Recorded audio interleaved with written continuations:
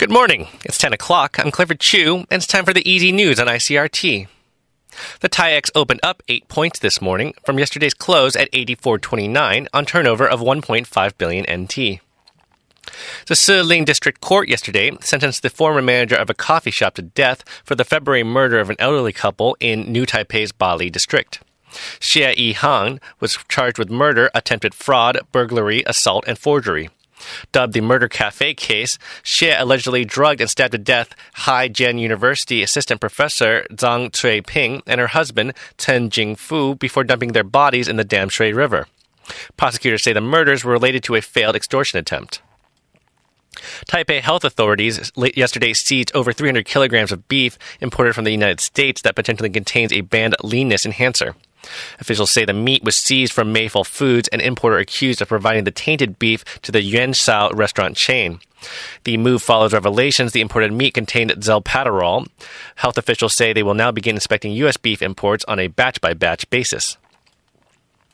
The Ministry of Foreign Affairs said it has requested Apple correct its new map app, which lists Taiwan as the province of China.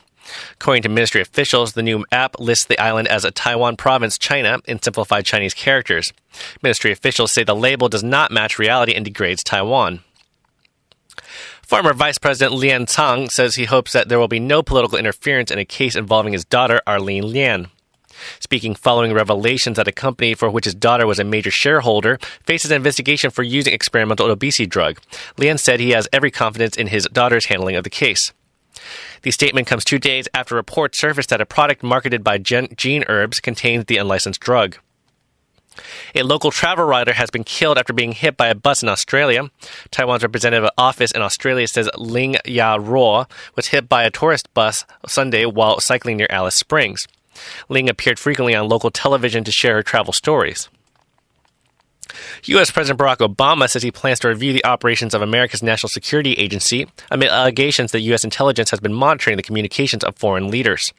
The Director of National Intelligence told a committee on Capitol Hill that discerning the intentions of foreign governments is a top tenet of the U.S. government policy. Also in the U.S., the victim of an alleged U.S. drone strike is appearing before U.S. lawmakers, the first such occasion in U.S. history. The Pakistani schoolteacher traveled from his home country with his 2 children to provide testimony and has campaigned on behalf of other victims. He says a drone attack last year killed his 67-year-old mother.